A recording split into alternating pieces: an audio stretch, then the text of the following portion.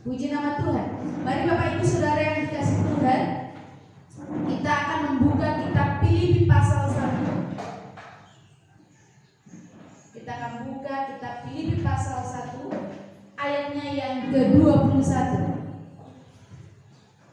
Kalau sudah ketemu mari berdiri.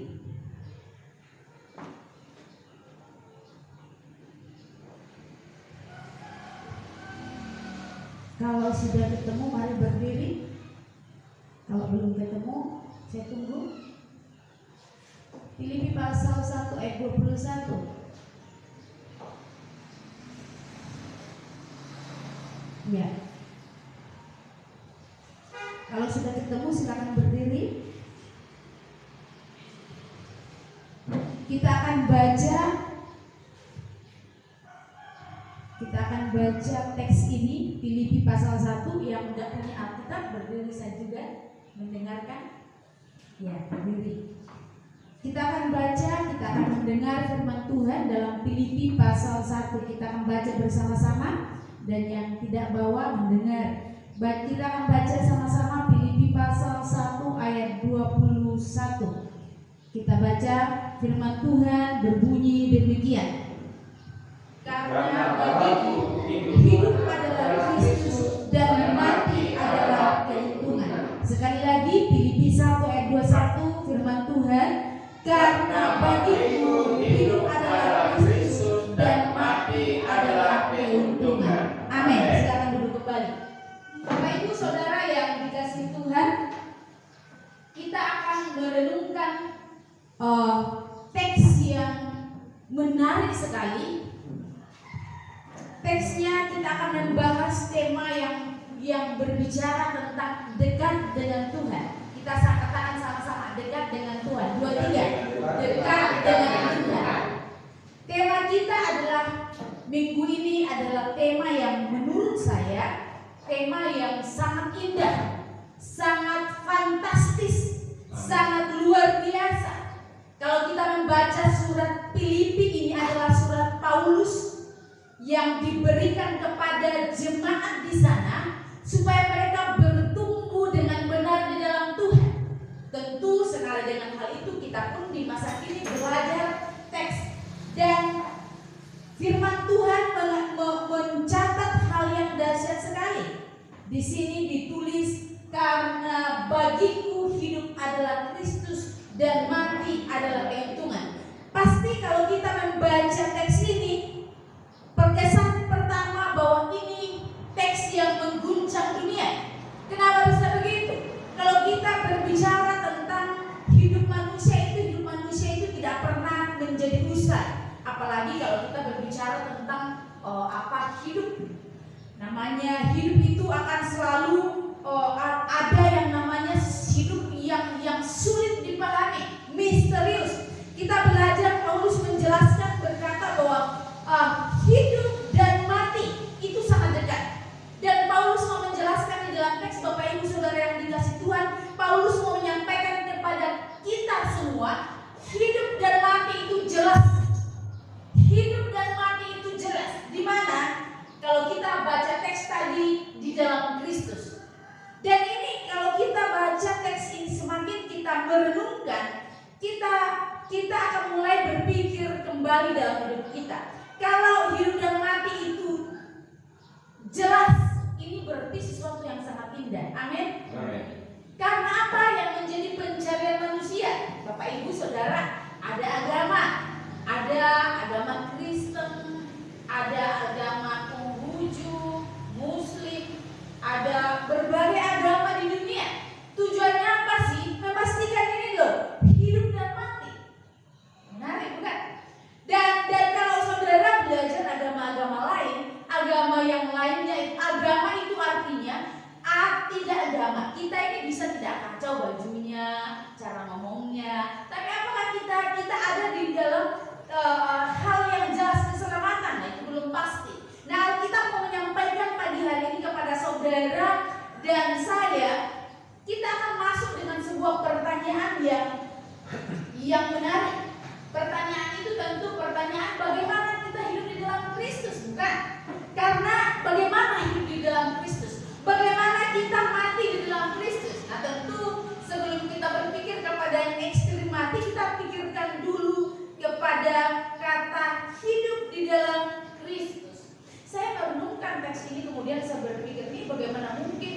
Paulus merumuskan dengan begitu tepat. Paulus itu merumuskan dengan begitu sederhana, sehingga ini menggugah seluruh pemikiran kita. Kita jadi terkejut, dan kita sebagai orang Kristen itu diberikan sebuah penjelasan yang sangat jelas tentang hidup. Dan selain sangat jelas, kita diajak untuk mempercayai. Tapi ironisnya, kita mencari fakta. Ketika Paulus berkata hidup itu di dalam Kristus, kita akan melihat ke dalam hidup kita. Banyak orang mengatakan hidup ini sangat menakutkan, hidup ini penuh masalah, ya kan? Oh, ada banyak persoalan yang menghimpit sampai kita tersengal-sengal. Ada banyak hal-hal yang sepertinya keadaan yang menindas hidup kita sampai kita nggak bisa bernapas. Ada banyak yang membuat sangat menakutkan, sehingga kita hidup ini rasa-rasanya kita tidak nyaman, rasa-rasanya sulit. Hidup kita ini tidak tuntas. Hidup kita ini penuh dengan pertanyaan, bagaimana kita menjalani hidup yang dimaksudkan oleh Paulus di dalam teks dalam kitab Filipi. Hidup adalah Kristus. Bapak Ibu Saudara yang dikasihi Tuhan, apa yang kita kerjakan, harta saudara dan saya, posisi saudara dan saya, ritual apa yang kita jalani dalam hidup intinya itu basis kita melakukan sesuatu. Tetapi apapun itu, ya, kita lakukan bukan untuk diri kita. Banyak orang berkata gini, ya saya melayani untuk Tuhan, tapi kadang-kadang dia pengen populer. Saya ingin melayani untuk Tuhan, ya, saya ingin memberikan persembahan, tapi pengen namanya dicatat. Saya pengen ada hal-hal yang menjadi pemikiran kita, bagaimana kita menjadi orang yang dekat dengan Kristus, sehingga segala yang kita lakukan itu, kadang-kadang saya berpikir ini kita sampai pada titik kita tak punya motif loh. Ya kita ibadah.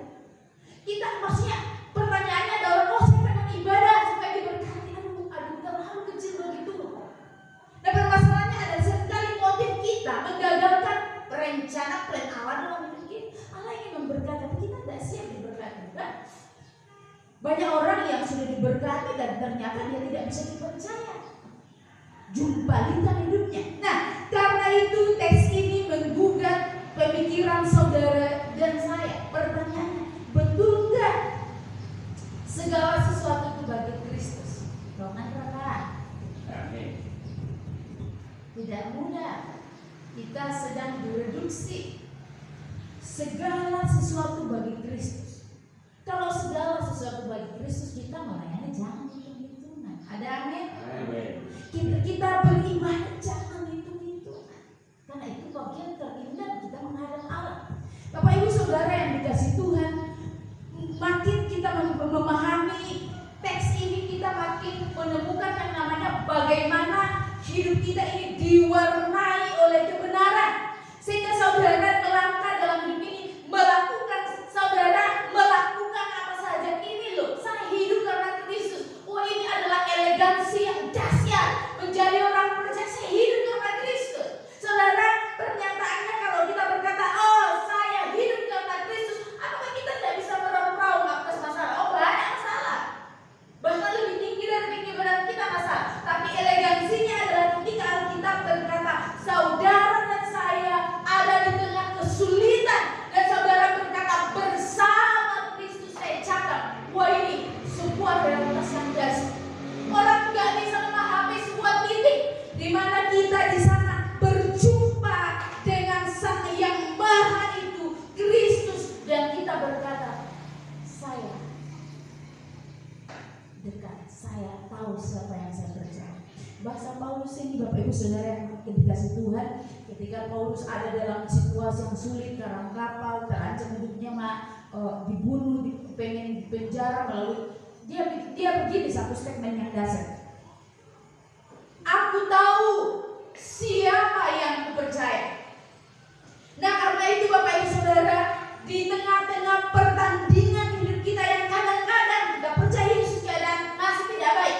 Kadang kita punya tuntutan, kita punya hal-hal yang ini terus terang, ini firman ini banyak mereduksi hidup saya. Jadi saya pengen Tuhan, saya sering, saya sebagai hamba Tuhan, saya kadang-kadang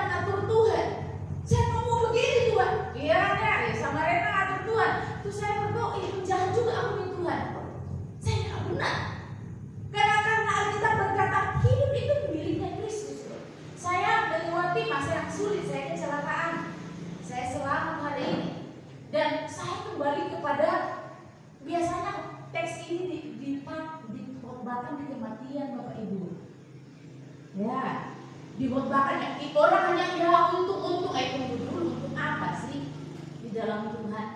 Banyak orang mati baru untung. Astaga.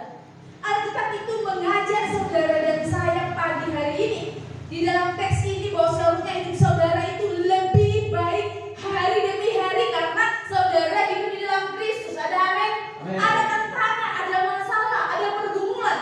Kita tidak diajar oleh kebenaran untuk tumbang, tapi Alkitab berkata di dalam teks, hidup adalah Kristus. Berarti konsentrasi saudara dan saya adalah keberadaan Kristus. Kadang-kadang orang percaya Tuhan tapi dia tidak percaya.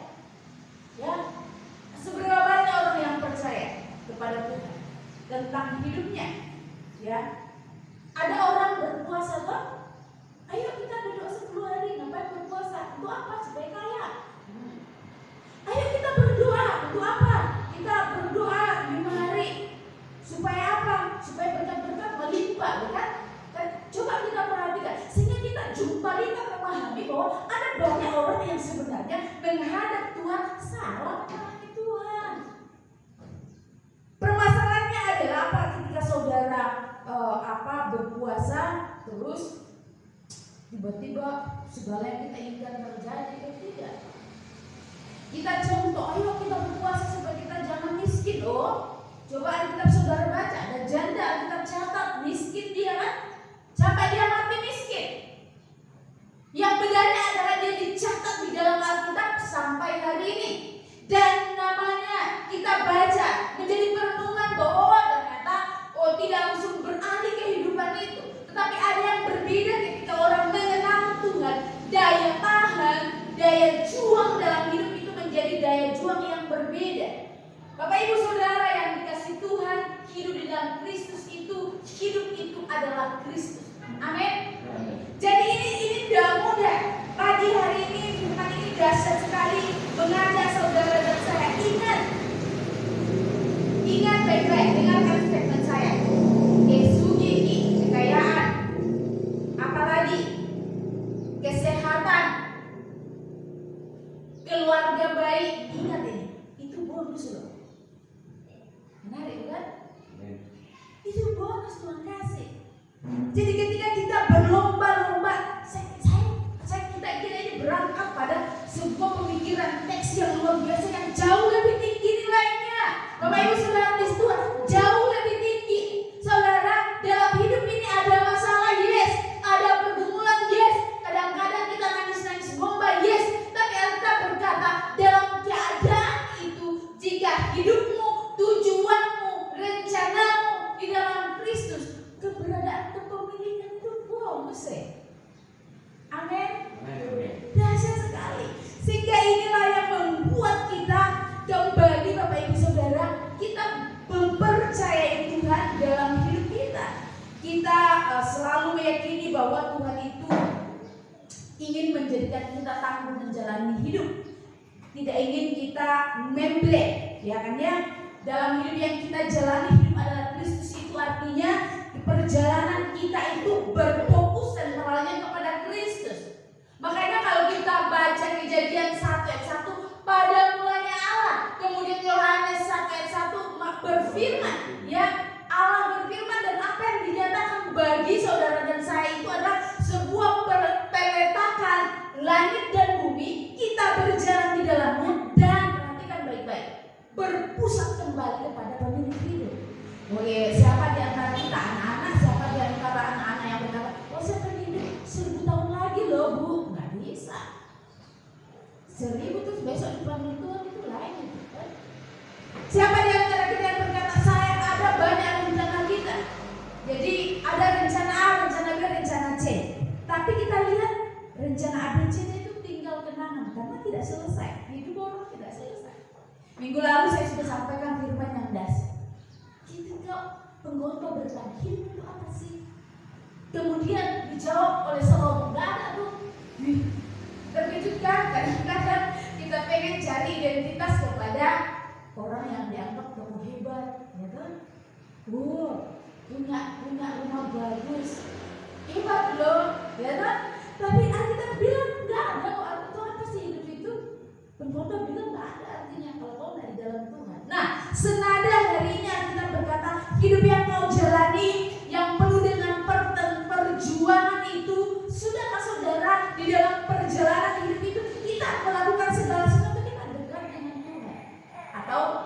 mengambil keputusan karena kita merasa kita bisa mengatur Tuhan.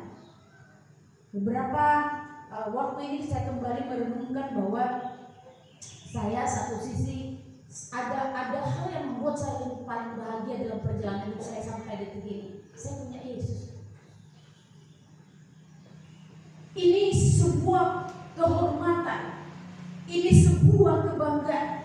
Ini statement awal saya tadi, saya berkata bahwa ini adalah keyakinan yang tentu mengguncang dunia. Dan pagi hari ini kalau kita berkata hidup adalah Kristus, itu berarti saudara dan saya menjalani hari-hari.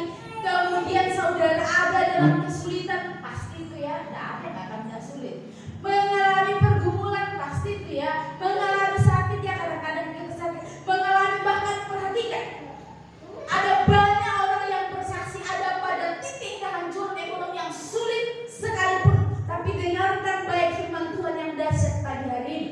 Alkitab berkata, jangan meraung-raung, kamu jangan cengeng, ayo bangkit dan percaya hidup Yesus Kristus. Hidup di dalam Kristus adalah hidup yang bergerak, hidup yang dinamis, kepemilikan segala sesuatu di sekeliling kita itu Tuhan. Kadang-kadang saya memikirkan, Tuhan ampuni saya, kadang-kadang saya tidak mampu memahami firman-Mu.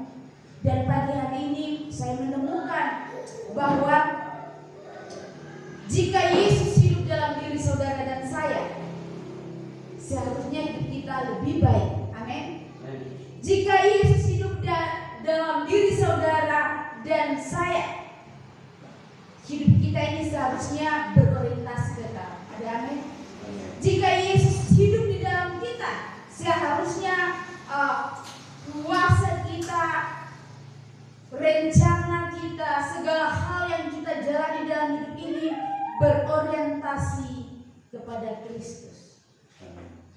Nah, karena itu Bapak Ibu Saudara yang dikasihi Tuhan, sudahkah kita melakukan kehendak Tuhan? Poin yang pertama. Jadi kalau kita memahami teks ini dekat sesungguhnya itu bermakna bahwa saudara, hidup adalah Kristus itu kita perhatikan, itu berarti keseluruhan kehendak Tuhan itu terjadi di dalam kita. Kehendak itu sudah diberikan. Kita mendekat, gimana caranya? Dengan membaca firman. Makanya firman Tuhan ini semakin kita baca, kadang-kadang kita nggak paham. Semakin kita menyadari bahwa kita ini terbatas. Banyak hal yang kita tidak mampu pahami tentang cara Allah menyampaikan kebenarannya dan cara kita menjalani hidup, ternyata bertolak-belakang. Nah, Bapak Ibu Saudara yang dikasihi Tuhan, ingat ada statement saya pagi hari ini, itu kaya itu bukan dosa, miskin itu bukan aib. Jadi yang sehat itu, yang indah itu adalah jika saudara menjalani hidup dan mengalami yang namanya kemerdekaan di dalam Kristus. Kita jalani hidup, mungkin kita ada banyak titik terendah hidup kita, tapi kita tetap percaya Tuhan. Saya senang message firman Tuhan. Tuhan, Nehemia berkata, Tuhan, tolonglah saya. Dalam berbagai perjalanan hidup saya juga berkata kepada Tuhan, Tuhan, tolonglah saya. Kenapa? Karena sesungguhnya hidup kita ini adalah hidup yang sementara. Jadi hidup karena Kristus. Jadi Bapak Ibu Saudara yang dikasihi Tuhan, Filipi ini mengajarkan kebenaran yang dahsyat. Hidup adalah Kristus.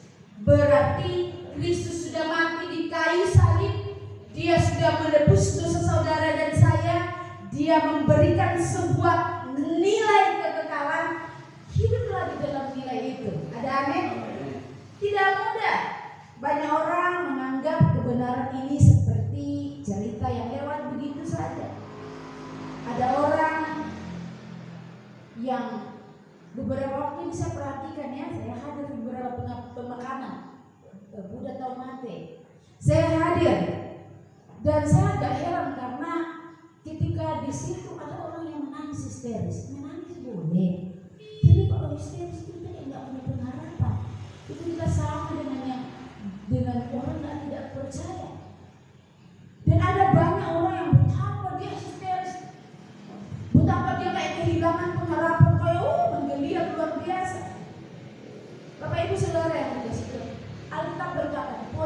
kedua, mati itu keuntungan. Nah ini kita akan renungkan. Setelah hidup ini adalah Kristus, gambar ini jangan lupa. Apapun itu berorientasi kepada Kristus. Ada amin?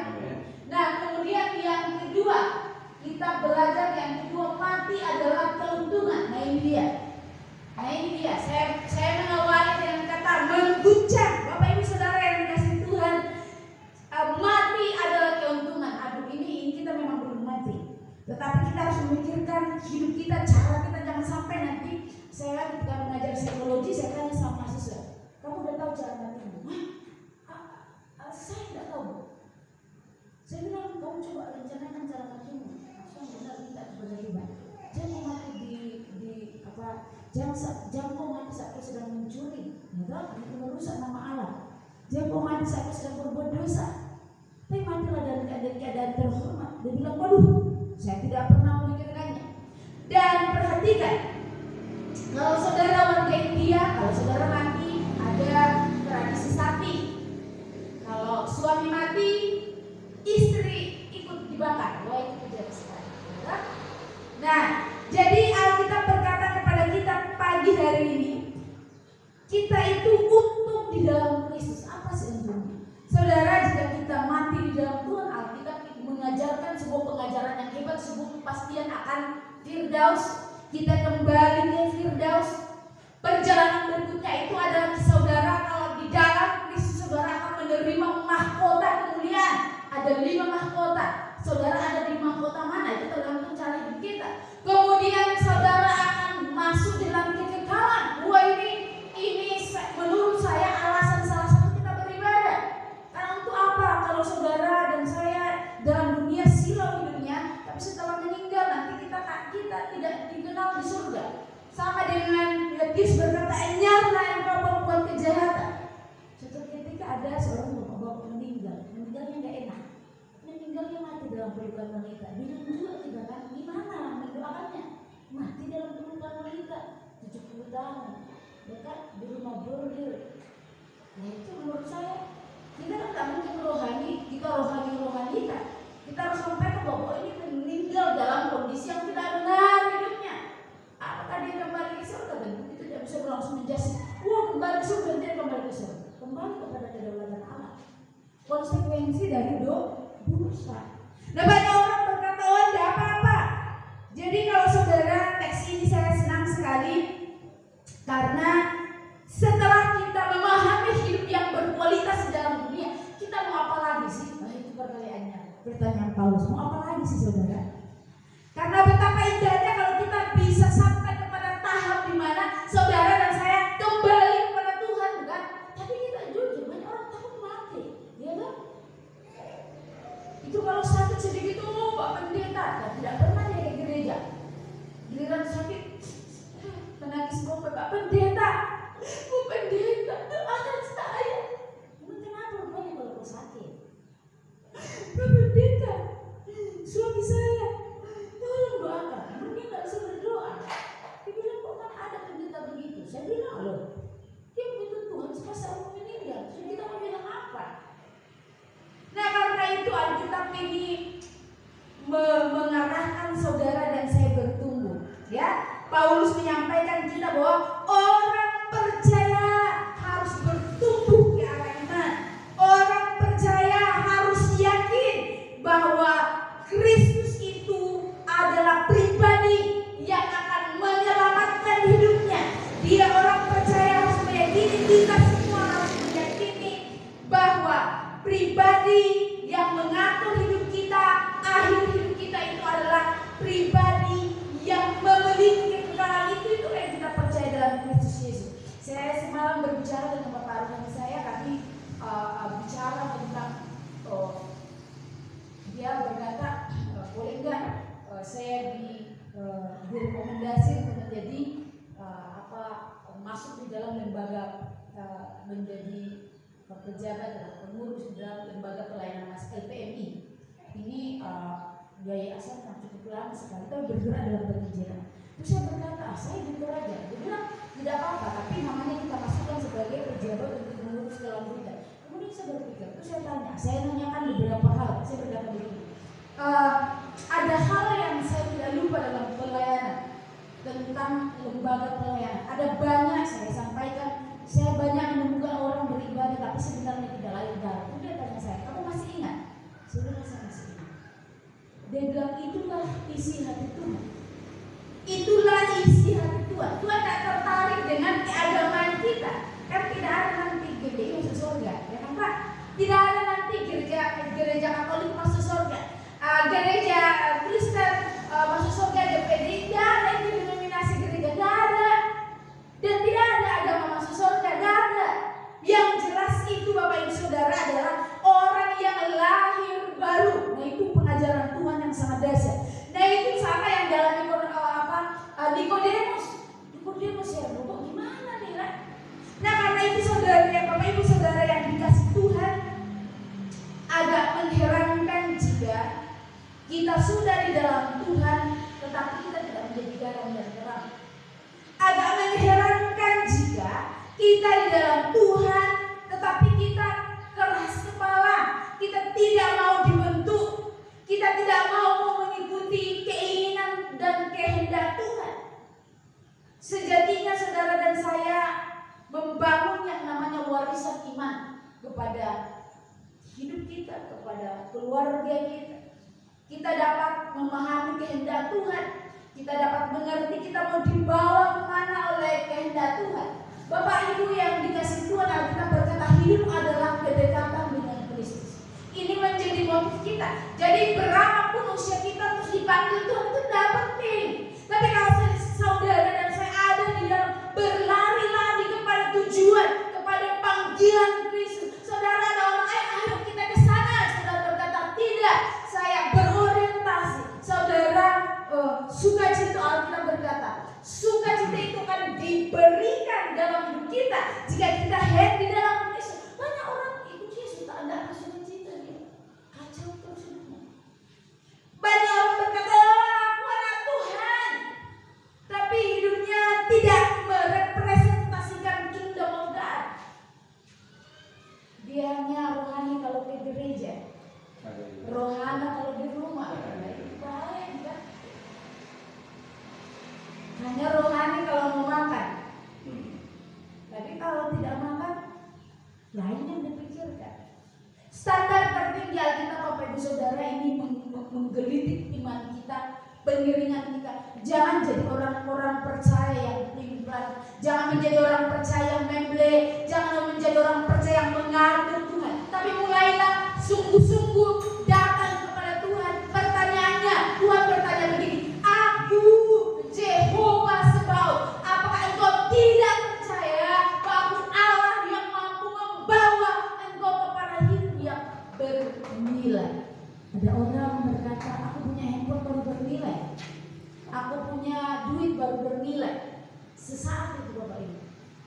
Tetapi sejatinya kalau saudara pulang nanti, saudara dulu merenungkan hidup dan berkata iya ya, ternyata ingat khotbah minggu lalu, tidak ada yang bisa digugat dalam neraka.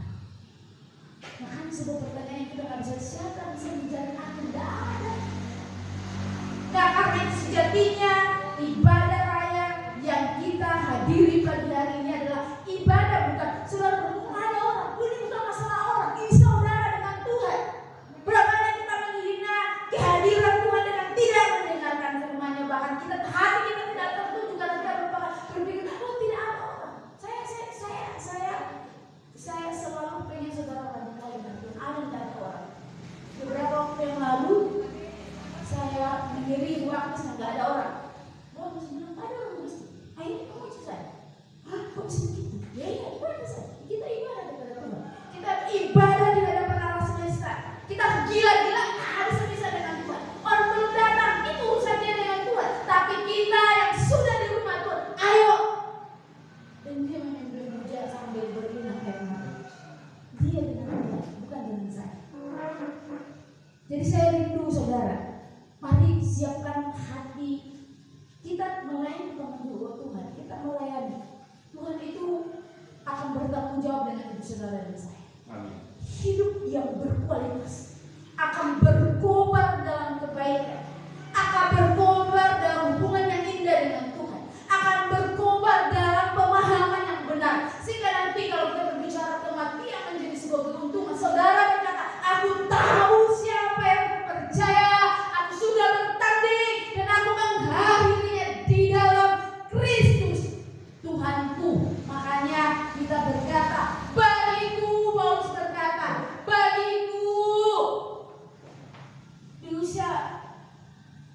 yang sudah senja dia di penjara. Saya kasih tahu statement ini dan ini menyesalkan hati.